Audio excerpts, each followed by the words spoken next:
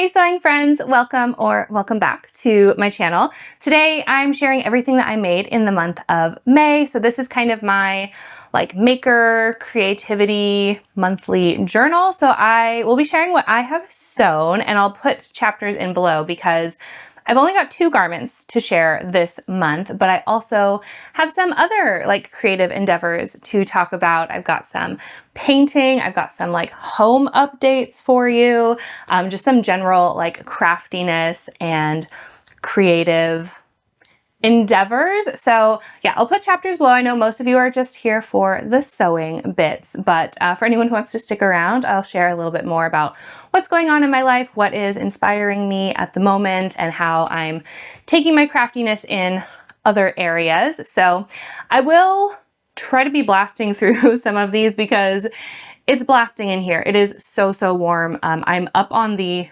3rd floor and it's approximately 1,000,000 degrees in here. So excuse my my silly hair situation and the fact that I'm just sweating buckets. But yeah, it is what it is. So here we are. Grab yourself a snack, maybe a popsicle. That's what I'm wanting real bad right now. Or tuck into a project and we'll chat through what I've been making this month. So first up is my second go around with the Friday Pattern Company Bernadette skirt. So I made a wool version in February, I think, and I love it so much. I've worn it a whole bunch. And so just like in that one, I added a full lining and an elasticated back. So the elastic back was super easy hack. You just leave out the darts and put elastic in, cinch it until it feels good. That's it. It's really easy. Adding the lining though is a bit trickier. And even though I did the exact same thing on my other one, I didn't take notes. I didn't record what I had done. So coming back to it 3 months later, I was still kind of having to figure it out all over again, which was kind of annoying. But yeah, so the construction was a little bit different. I still have a side zipper.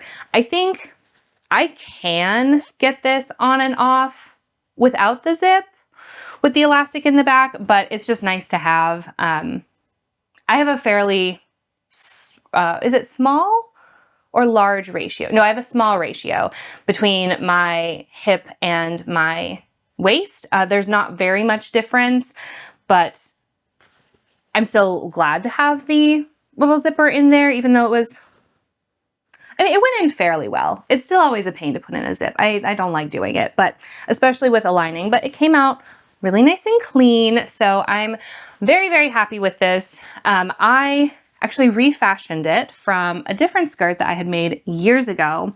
And I made this little top and skirt set that was really cute, but the skirt was just basically a gathered rectangle with a really thick waistband and then fancy pockets.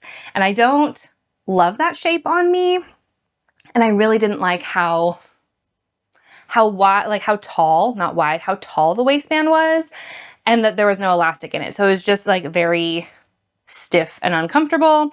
So I took that apart. This has been in my refashion box for years. And the hardest part about sewing this skirt was basically Tetrising the fabric, because there was a seam down both the front and the back of the other skirt. So this pattern doesn't take very much fabric, but piecing it together was a little tricky. So I do have a center front seam, which I did a really good job matching the pattern up here, but it kind of got away from me a little bit toward the end of the skirt. So you can see the blue stripe getting bigger in the middle, but I think I'm the only one that cares about that. So I'm gonna let that go. I have already worn this skirt twice since I made it, and I know it's something I'm going to wear a whole lot coming up this summer, as it's already getting very warm. So I will have plenty of opportunities to wear this one. I think it is so cute. My one half regret is that I didn't put in any pockets and I didn't make the little belt bag. But I do usually wear bike shorts that have a pocket in it. It's just a little awkward getting in and out of my pocket because I have to lift my skirt for everyone to see, and then I reach my hand in. So It's a little awkward. Do I wish I would have taken the extra time to put in a pocket? Like, yeah, I probably should have done that, but I'm still really happy with how it turned out. So this next make feels like I was hacking the pattern and doing like all of this kind of I was gonna say off-road. What is that? Like off the script work. But really, like, the final garment does actually look very much like all of the samples. So I'll tell you about what I did, what I made, what I did, and then I'll go into like how I feel about it, because it's hot off the machine. So I have apparently a lot to say about it. So this is the Chalk and Notch Shay dress, which it's hard to even show you. I just feel like it's like a sheet of fabric, but it is actually a finished garment. It is actually a dress. This is, I had to redo a lot of the construction for a couple of reasons. And one of them, let's just talk real quick about all of these tiers. Like, this is so much fabric. And if you saw my video a couple weeks ago, you'll know that I got myself a little present. Yeah, it was my sewing anniversary. I've been sewing for 10 years officially now. So I got myself a couple new fabrics, but also a gathering foot. Now, this is my first time trying it out, and I still think that I'm getting the hang of it. So I can't do the thing where like you feed one fabric, the fabric that you want ruffled through the bottom, and then the fabric that you want it stitched to on the top. I need more practice with that. But I do feel like I got the hang of just running it through the machine, where instead of doing like basting stitches that you then like kind of pull like a curtain to create the gathers, this actually makes firm stitches. So it kind of like, it almost looks like it's eating the fabric and then stitching over it. It's like what you don't want, but in this case, you do. And so figuring out the math and the stitch length and then having to like finagle and unpick things was definitely like a learning experience. But overall, it still saved me a lot of time than if I had done it the way the instructions have you do it, where you like sew the side seams of each tier together, gather up the top, and then sew it in the round. I basically did like front skirt, back skirt, and then sewed them together down the side so that I could do all the gathering at once.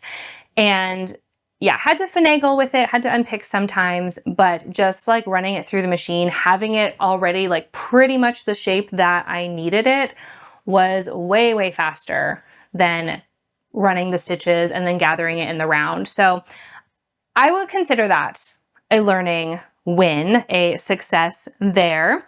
Yeah, so it was, even with all the learning, I think it still saved me time. Maybe I'm being overly optimistic, but I want some more practice with it, but I'm pretty happy with how that went. Now, the bigger change that I made is that I added a elastic panel to the back and omitted the zipper. It's still fairly fitted, but I think it came out a little bit on the big side. I think I need to take in a bit more on my next version. I think there's going to be a next version. Okay, I'll save that for a minute. But so basically I re-pieced the center back, the two center back pieces. I basically like cut it down the middle where the strap ends here. And then I combined it, multiplied it by 2, and then ran elastic through these channels. My initial plan was to do shirring. I sort of did this kind of thing last year on the Helen's Closet Lockhart dress, which is also a princess seamed tank dress, where I added a shirred panel to the back. That worked really, really well. For some reason, my machine does not want to shear cotton, which you'd think would be like the easiest one. And it's a really thin cotton too. Like, can you even, like, I can see through this basically, which we may and like add a lining. That's talk about that in a minute. But yeah, the bodice is lined, but the skirt is not, and it probably needs that because it's quite a lightweight fabric, which is why I was really surprised that my machine was not wanting to shear it. I've tried to shear other cottons, but they were a little bit heavier and it wasn't working. Like it doesn't seem to have the stretch that it needs. It's probably operator error. If you have an idea, let me know. But I was playing with the stitch length, playing with the tension, and either I was getting really long loops on the bottom of my top thread was coming in like really weird, or it just wouldn't stretch at all. Like it was so tight and the threads would just snap. So if you have any suggestions, the tutorials I have seen for it have all been like the other way. They're all diagnosing when it's like not shearing up enough, but I'm not seeing very many on like when it's shearing too much. So if you have any tutorials or any suggestions, do let me know. I ended up just basically sewing in some elastic channels and threading in like every other one. So like this channel is empty, and then here's the elastic, and so on down the line. And I think it worked really well. Is a little bit more time consuming. Like overall, I think it takes a bit more time than doing a shirred panel, but I think I like it better. I find shearing to be like so mind-numbingly boring. I hate doing it. So this, like at least there was a lot, it's not as efficient. Like you're going kind of back and forth between, like you have to sew one end of the elastic, get it through to the other side, stitch it down, and then so you're going back and forth. But to me, that was kind of nice. I liked doing that. It provided like some more variation. So to me, that was pretty fun. So that's how I achieved this situation. Now I went up a size because I made the Shay a couple years ago in a size 14. And at the time it fit me like perfectly. That same dress is a little tight on me now. So I was like, okay, I'll go up a size, but I think this size is too big. It's a little bit gapey in the arms here, which would be easy to pinch out if I had not already like enclosed everything. I'm not going back to fix like a little underarm situation here. That should be a quick, easy one. I also adjusted the shoulder and was a little overzealous, I think. So I did a forward shoulder adjustment because I am a little hunchy, a little bit rounded here, but I think I added too much. So it's a little long. I think there's a solution for it, but I'm going to see if that's actually something I want to take on. So that is what I did. I don't quite know how I feel about it. So as I said, it is hot off the machine, and I still am not really sure if I like it or not. And I'm not sure if the reasons I don't like it are valid or not, if I should be like giving it a better chance. So it was always meant to be a toile, but I was really hoping it would be a wearable toile. I do really like this fabric. I love the blue and brown combination. It is, however, a bit cool toned for me. Now, my like caveat with the whole color season thing is like, if you love something, it's gonna look really good on you because everyone can see that you love what you're wearing. But I don't think I love this, at least not right now. And so part of it is that it is like very cool tone. It's not usually, I don't usually wear this much dark blue like right up by my face, but more so than the color is the amount of contrast. So the dark blue, the dark brown, and then these bright whites against it in a like fairly large print is not something that I really have in my closet in a dress form, and especially not a dress that is like shoulder all the way down. Like this covers most of me. It is a lot of big scale, high contrast print in a cool tone. So I don't know if that's what's not working. So that's one point that's not quite working for me. And maybe I just need to get used to it. And the other point is just that it's a very different silhouette than I typically wear. Like, yes, it is just a fitted tank dress. The bodice is very much up my alley, but having such a like airy, voluminous, long skirt is pretty new to me. And I wear like midi skirts, but then it's like it's broken up a little bit, and I don't have one that is quite this long. Like, this is the waist, and it goes all the way to the floor for me almost. Not to the point where I'm tripping on it. I do still need to give it a hem, but I'm undecided if I'm gonna actually finish this, because if I want this to be a full dress, something that like is going to be functional in my wardrobe, it does need a lining in the skirt because it is a little bit see-through, and because it kind of like sticks to the top of my butt. Like, I need a layer in between to kind of smooth that out. Otherwise it gets like a little bunchy like back here. So it would need that. It would also need, probably, because I made the shoulders a little bit too long, I think I could just add in like a thread loop and a snap to clip on to my bra to keep it like seated on my shoulder and not be like flopping down all the time. It's a little long in the waist, which I could just like pinch that in a little bit if I really wanted to nail that, but I think it's passable. But it's more like, yeah, I'm just undecided if I'm going to invest any more time into this particular dress, or if I'm just ready to move on either to my next version of a toile, or if I'm ready to like dive into the actual project with all the information that I learned here. So yeah, this was a toile before I cut into my gorgeous Sunshine Liberty fabric that I've been hoarding forever. I've talked about it on here a million times, and you guys are all probably like, wow, what a procrastinator. She just like keeps putting it off. I do keep putting it off because I want it to fit good. So this was my first iteration of the dress, and I just don't really know if it's for me or not.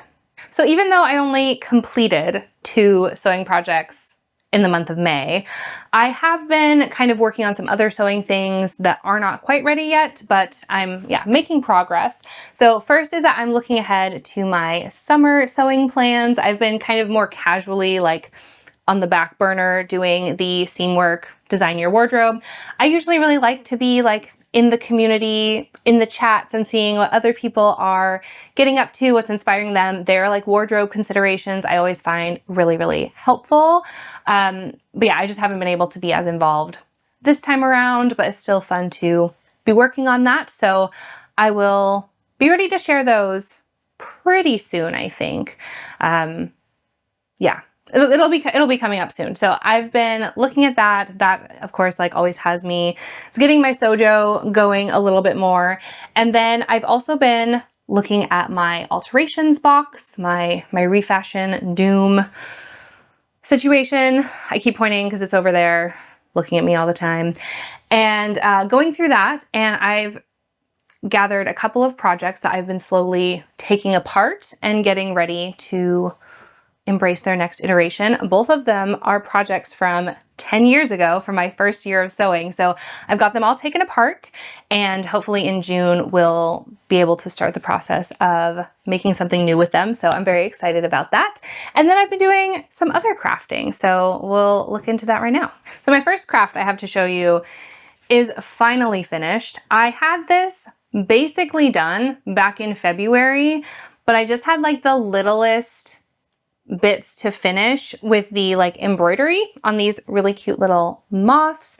This is a cross stitch pattern from, not Hey June, that's sewing. What is it? Junebug and Darlin, which is a little cross stitch pattern company out of Portland. So I automatically love them very much. This is my 3rd Junebug sewing pattern. And it's so cute. I love it so much now that it is finally done, but I let this sit in my embroidery box for 3 months, 95% of the way done. I just needed to add in the like back stitching and the French knots. And I procrastinated so long because I really hate doing French knots on Aida fabric. Like, I find them just to be so tedious in the way that they don't want to anchor, they pull through. I do a really good job of like keeping the tension on there, but it's still always a process. And then I was rightfully intimidated by this guy here. He's got some like line work on there that, looking at it now, I still don't know if I did it right. I still don't know if it's like symmetrical. I feel like most people can look at something and tell if it's symmetrical or not. I can't. And sometimes I think like cross stitch is probably like the worst hobby for me, because it's doing a thing that is so difficult for my brain, or at least cross stitching from a pattern, because to look at something, look away, and then do it somewhere else, in between those two steps, like is a whole universe that happens. I remember at school, like in elementary school, they thought I was dyslexic, and I am not dyslexic, but I had such a hard time whenever like we had to copy things down, like from that were written on the whiteboard or the projector or whatever, between like looking at the board and then looking at my paper, like gone. Like whole eternities happened, and then remembering what was on the board, just gone, just totally gone. So that's basically like all cross stitching from a pattern is. You look at the pattern and then you look at your fabric and you do it. And it is very stretching for me. It seems so simple. And for me, it is not simple. It is not the like relaxing, just like turn your brain off while watching TV hobby that I thought it would be. But it is really good. And I do really love some of the little things. I guess this is all I have up here. I framed 2 pieces and hung them in my living room this month. And I really, really love it. And I'm not sure where this little guy is gonna go. I used a regular hoop when I was stitching it. And then I put it in this little frame. I feel like the tension isn't quite strong enough to stitch in. It's like a rubberized thing, and it sits in a plastic. So rather than 2 wooden pieces against each other, it has like a groove, and then this fits into it. I don't know if this is where it's going to stay like forever.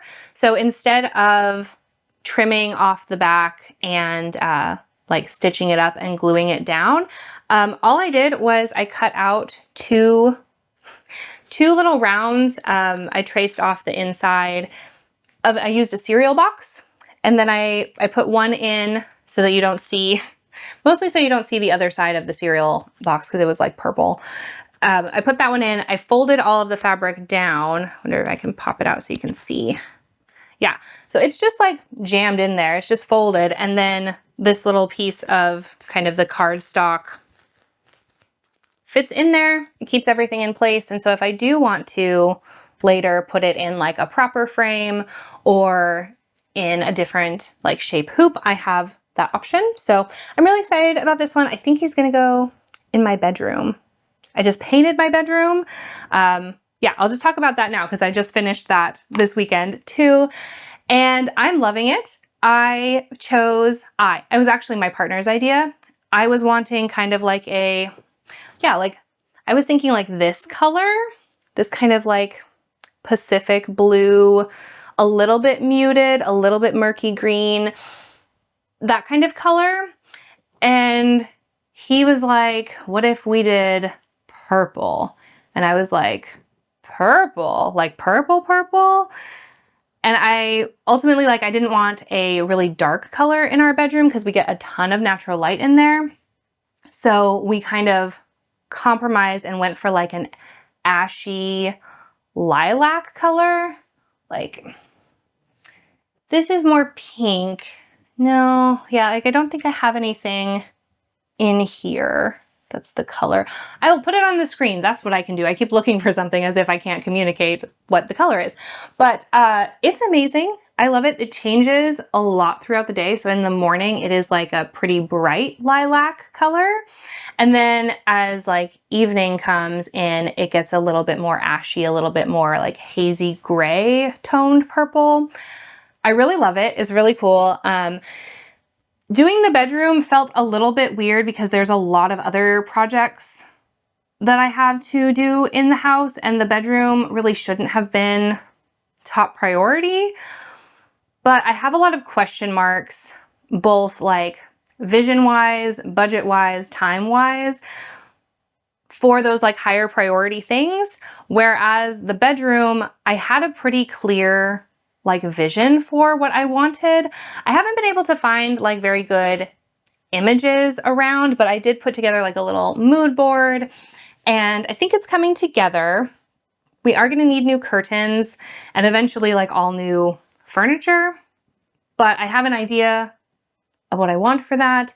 There's definitely a lot of like possibilities for secondhand, for getting those furniture items secondhand, except for like a mattress, which is going to be the big expense. So that's kind of hands off for now, but the wall color is done. We need to decide on a color for the one wall is all like a built-in closet. So those we left white for now because we would need a different kind of paint anyway. So do we do it in the same color? Do we do it in a contrast color?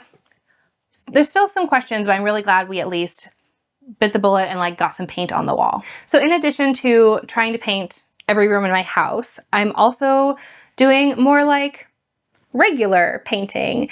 And it started back in April when I got together with like my crafty friends. We try to have like a quarterly craft day where we all kind of chip in with food, do kind of like potluck style. We tend to rotate like who is hosting, and then someone brings a new craft for us. So my friend bought us all little paint by numbers sets, and I promptly ruined mine, both with my poor planning and technique, and then also I tried to use painter's tape to like get a clean line on something, and it wasn't the right kind of painter's tape because it ripped a bunch of it. So I was really sad. But by then I had already like gotten the bug and I was really excited about it. I find it actually very relaxing. So I was talking about the cross stitch being like not relaxing. Paint by number is, for me, I have found, is still very finicky, and I have to take a lot of breaks with my hand because especially in this hand I have a lot of hypermobility, and yeah, the joints can get really sore. I can get a lot of muscle muscle aches and like nerve pain, particularly in my right hand, particularly as the weather gets warmer. So that's been very fun. But yeah, I had gotten the bug, and I then went out and bought 3 more paint by number kits, and 2 of them are complete. So I'm here to show you. These 2 are both Liberty, or like produced by Liberty, and they're based on different like famous prints in their line. They have, I think they released 3 total, and one of them is very much like very classic Liberty and not my vibe. This one is the Glastonbury, and this is what I took for my like family weekend away back in April, and worked on this quite a bit, but didn't finish it until May. And I think it's really cool. This one, I like this one, but I love this one. This is the Prospect Road print, and it was harder getting these like tiny little tiny dots. Now, I think this is supposed to be like, the print is kind of reminiscent of like Van Gogh's Impressionist paintings of France, but to me this reminds me so much of growing up in Northern California, and then whenever we would take like a road trip and we would have to drive down like the I-5 corridor, there was a section where they had all of these almond farms, and driving through that at sunset, this is basically like what the trees would look like. So it really reminds me of those summers of my childhood, and like the warm breeze coming in through all the open windows. And it's just very, very nice for me. I love the colors. I think they're really, really fun. And I have an idea for both of these. So because these are produced in the UK, They are a different size than what most frames are here in the Netherlands. So I'm gonna have to do like some customization. And what I was thinking is possibly getting both of these prints, the actual fabric, and because they're a different scale, like the Prospect Road trees on the print is like this big instead of this big. So I was thinking I could like cover a, what's that called? Passepartout? Is that how you say that? The passepartout? The like the insert that goes in the frame, the mat. I could cover that with the fabric, so then it would be like two different scales of the same print in the same colors, but in a different medium.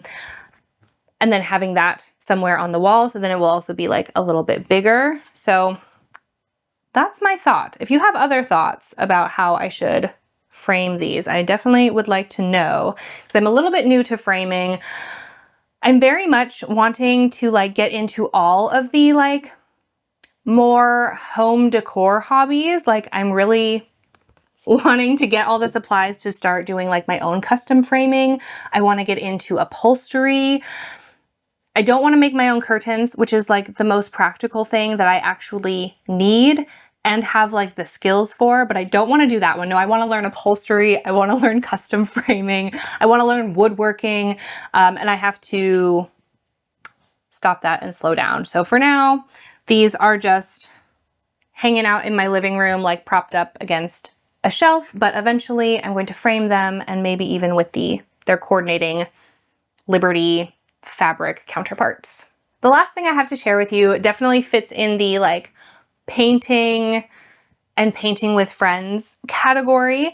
So I went to a brand new craft club that has just started in my actual town. And I gotta say, I was like so nervous.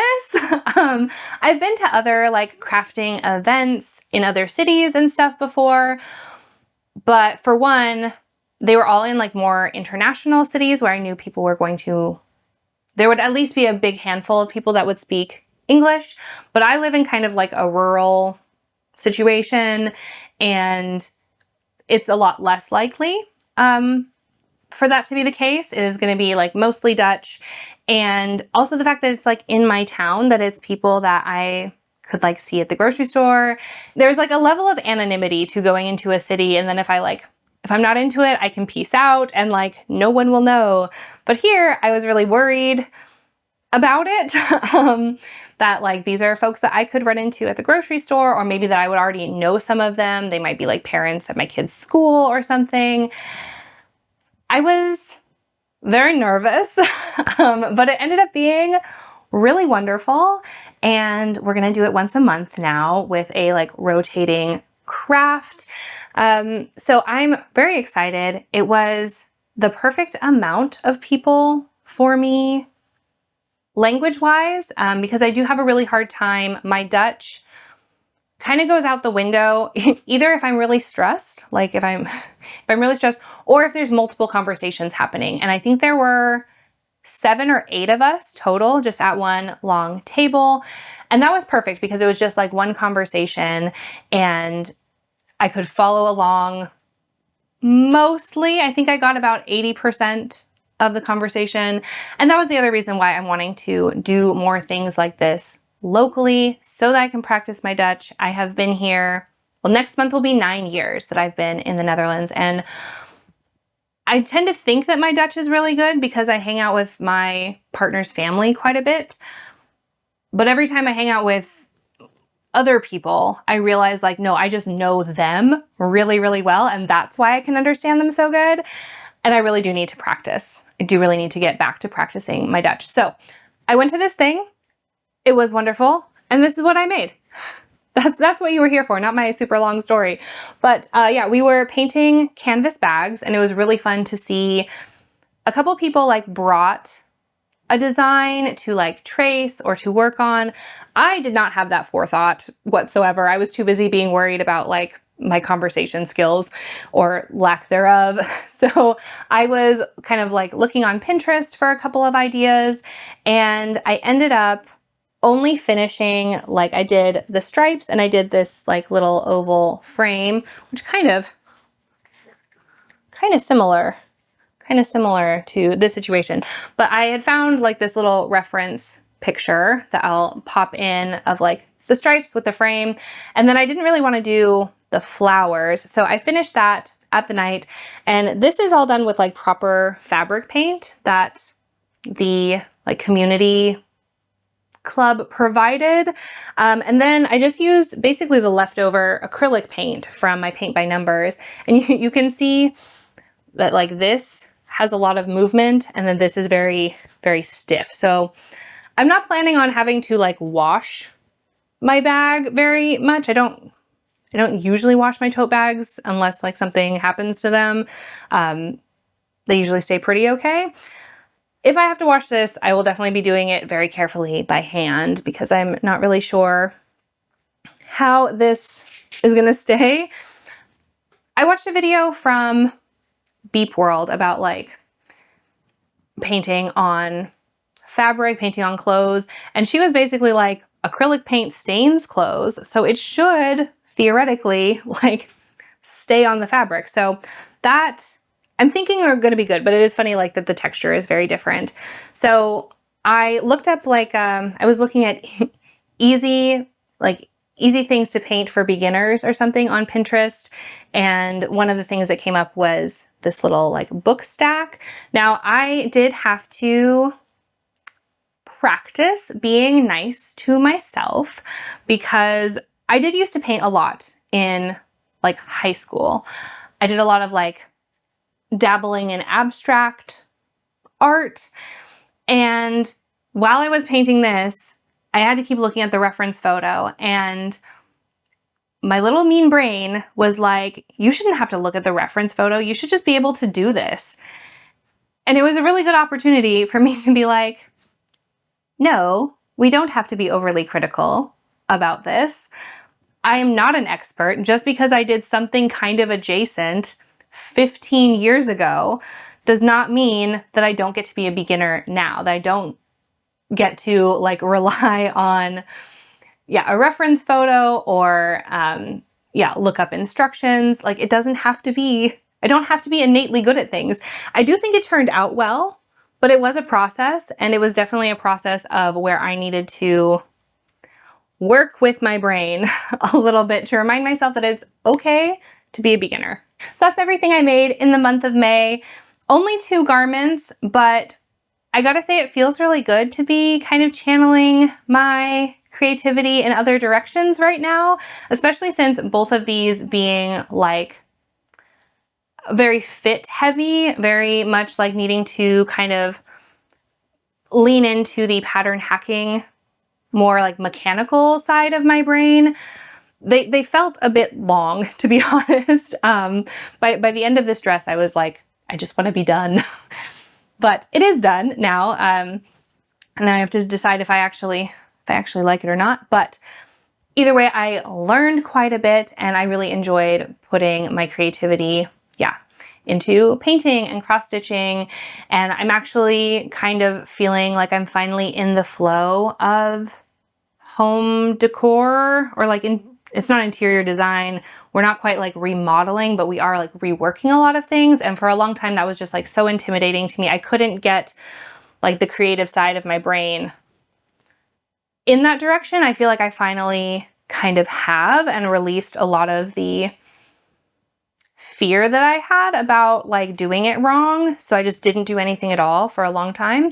And I think I'm finally like out of that. So that feels like a big win. And then I'm also working on like investing in creative input as well. So allowing myself a bit more, less output time, but more time to read or like watch movies, listening to music more often. So I'm actually gonna go right now because I need to go get ready for a concert. I feel like I'm gonna show up as a swamp monster because it is so warm, but I think everybody will be in the same position. So I'm gonna go do that. I hope whatever you are up to, whatever you're doing this week, it is full of that you can just tap into that flow, like that creative inspiration coming in, and then in whatever avenue, whether it's sewing or problem solving, whatever it is that that flow is really, really open for you. So I hope you have a great week, and until next time, happy making. Bye.